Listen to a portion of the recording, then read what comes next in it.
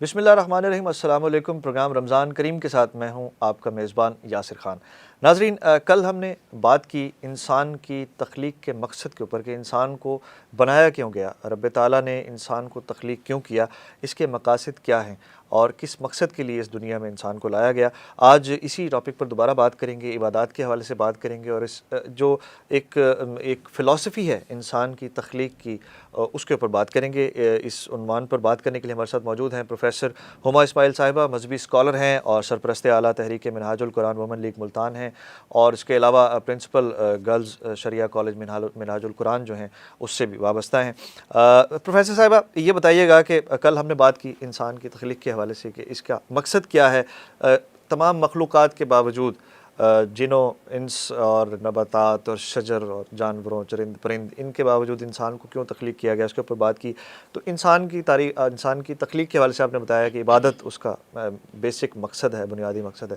تو عبادت کیا صرف نماز، حج، روزہ، زکوٰۃ ہی ہے یا کچھ اور بھی ہے عبادت میں؟ دیکھیں، عبادت، بسم اللہ الرحمن الرحیم، ہماری بات ہوئی تھی عبادت کے حوالے سے کہ عبادت عبد کا فعل ہے، غلام کا کام ہے۔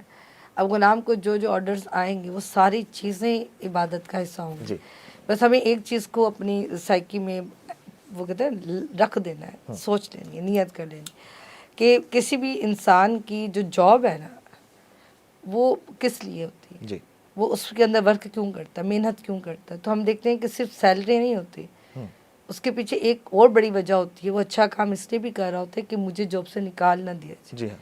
تو عبادت بھی اسی طریقے سے ہے کہ ہم اچھے طریقے سے اس لیے کریں کہ کہیں یہ نہ ہو کہ رب ہم سے بہت ناراض نہ ہو جائے، وہ اصل مالک وہ ناراض نہ ہو جائے۔ اب اس نے جو جو چیزیں کی وہ ساری کرنی پڑیں گی۔ عبادت میں حقوق اللہ جو ہیں، توحید، نماز، روزہ، زکوٰۃ، حج، یہ عبادت ہے، اس کا انکار ہی نہیں۔ لیکن صرف یہ عبادت نہیں، حقوق العباد میں سب سے بہترین عبادت حضور نے فرمایا حسن اخلاق سے پیش آنا ہے، کہ جس کو اخلاق مل جاتا ہے اس سے خیر کثیر مل جاتی ہے۔ پھر عبادت میں ایک اور بڑی پیارا ایک فلسفہ ہے ہمارے پاس کہ اللہ کی راہ میں خرچ کرنے والوں کے حوالے سے۔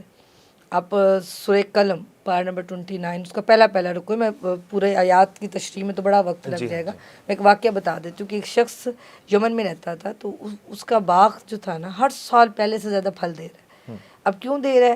اس کے پیچھے جو بہت بڑی وجہ تھی اس کی وہ یہ تھی کہ وہ جب بھی اس کے باغ کا پھل تیار ہوتا نا، اللہ نے قرآن میں لکھا ہے پورا واقعہ، تو وہ کیا کرتا کہ اپنے ملک میں پورے یمن میں اعلان کر دیتا، کیونکہ باغ کا پھل جب تیار ہوتا ہے نا تو پھل نیچے گرتے ہیں، تو پورے یمن میں اعلان ہوتا ہے کوئی غریب ہے، مسکین ہے، یتیم ہے، بیوہ ہے، ضرورت مند ہے، میرے باغ میں آ جائے، جو پھل نیچے گرے اس کے لے جائے۔ لوگ آتے ٹوکریاں بھر کے لے جاتے۔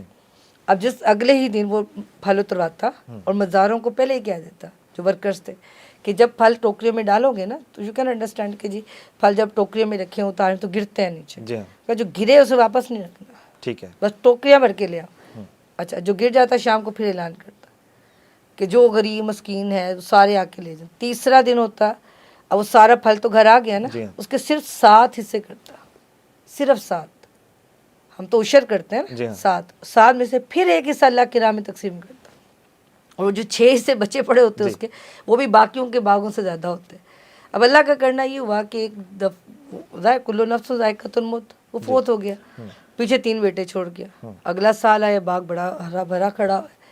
اب بیٹوں نے دیکھا، اب درمیان والا بیٹا کہنے لگا کہ جی اب تو مسکینوں کو دعوت دینے کا وقت ہے، قرآن نے کہا نا کہ ہمیں چاہیے آج مسکینوں کو بلائیں، کیا تو ان کے آنے کا وقت ہے۔ تو بڑے اور چھوٹے نے کہا کہ کیوں بھائی، جائیداد تو ہماری ہے، بیج ہم نے ڈالا، پانی ہم نے ڈالا ہے، سارا کچھ ہمارا ہے، ہم کیوں مسکینوں کو دیں؟ تو نے کہا جب وہ آ گئے تو پھر ہم ایسا کرتے ہیں، ارلی ان دا مارننگ، جو سحری کا وقت ہے نا، قرآن نے لکھا کہ اس وقت جائیں گے جب لوگ سو رہے ہوں گے۔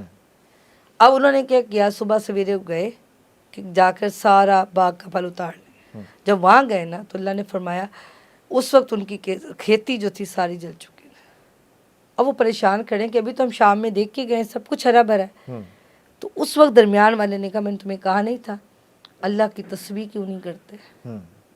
یعنی وہاں پہ بھی اللہ نے تسبیح کا لفظ لکھا، یہ لکھا کہ دیکھو ان میں سے درمیان قال اوسطھا لولا تسبحون، کہ ان کے درمیان والے نے کہا میں نے تمہیں کہا نہیں تھا اللہ کی تسبیح نہیں کرتے. وہاں تسبیح کیا تھی کہ جو ہمارے فادر کرتے تھے, جی ہاں, جو اللہ کی راہ میں خرچ کرنا. آج اگر ہم عشر نہیں دیں گے, ہم زکوٰۃ نہیں دیں گے, ہم پیسے بچا کے رکھ لیں, رستے ڈھونڈتے ہیں نا لوگ, جی جی, کس کو دھوکہ دیں گے؟ سیکنڈ, اللہ کو تو دھوکہ دے نہیں سکتے. دوسری چیز, میرا ایک رسک ہے. اگر میں زکوٰۃ عشر نہیں دیتی ہوں, میرا سپوز ₹1,00,000 ہے اور اس میں سے 2,500 میں نے اللہ کی راہ میں دینا تھا, میں نے نہیں دیا.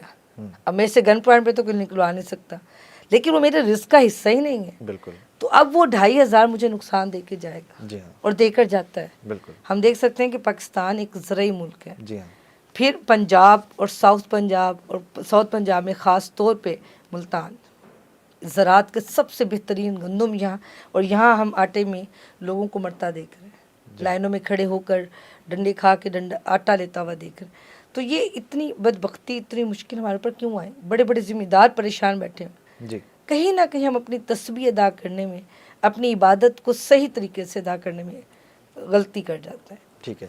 اچھا, مختصراً بتائیے گا کہ انسان کی تخلیق کا مقصد عبادت, آپ نے نماز, روزہ, حج, زکوٰۃ, اس کے علاوہ بھی اس کے ساتھ بھی یہ سارا کچھ سارے سچ معاملات بولنا, بھی ہیں. خرچ کرنا. تو اگر بات کی جائے ماہ رمضان کی, تو رمضان میں اس جو ایک پورا ایک پیٹرن ہے, ایک پورا ایک مینول ہے, اس کے اوپر عمل پیرا ہونے کے لیے, کاربند ہونے کے لیے کس طرح سے رمضان کو ایک پریکٹس سیشن بنایا جا سکتا ہے؟ دیکھ, ہاں, یہ بڑا خوبصورت سوال ہے آپ کا, کہ یہ رمضان ہے ہی پریکٹس سیشن. جی, کہ آپ کوئی بھی عبادت ہے, کوئی بھی جی, جو اس میں نہ ہوتی ہو, ساری باتیں اس میں آپ نے کرنی ہیں.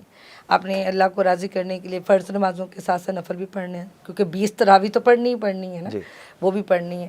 اچھا, آپ نے دورہ قرآن بھی کرنا ہے, آپ کو اس میں سحری افطار کروانے کا اجر بھی رکھ دیا. عید کی تیاری کروانے کے لیے اللہ نے موٹیویشن دے دی, فطر نکالنا ہے بھئی آپ نے. آپ کو اگر رمضان میں زکوٰۃ دے دو گے تو آپ کو 70 گنا زیادہ ثواب اجر ملے گا. تو لوگ کیا کرتے ہیں کہ جن کی بعد میں دینی ہوتی ہے تو بیفور ٹائم دے دیتے ہیں, اجر بڑھ جائے گا. تو رمضان ایک خوبصورت پریکٹس ہے اس چیز کے لیے کہ آپ ہر عبادت اس میں کر سکتے ہیں. سچ بولنا, مظلوم کا ساتھ دینا, کسی کے ساتھ برا ہو رہا ہے اس کے ساتھ جا کے کھڑے ہونا, یہ عبادات کی پیکس ہیں. اللہ ہمیں اس کی توفیق دے. بالکل جی, آمین ثم آمین. بہت ہی خوبصورت گفتگو کی محترمہ پروفیسر ہما اسماعیل صاحبہ نے, اور ہم بات کر رہے تھے آج انسان کی تخلیق کا کیا مقصد ہے, اور عبادت کیسے کرتا ہے انسان, اور اس کی تخلیق کا مقصد عبادت ہے, اور عبادت میں کون کون سے درجے ہیں اور کون کون سی اقسام ہیں. کل آپ کی خدمت میں ایک نئے پروگرام, ایک نئے عنوان کے ساتھ حاضر ہوں گے. تب تک کے لیے اجازت دیجیے. اللہ حافظ.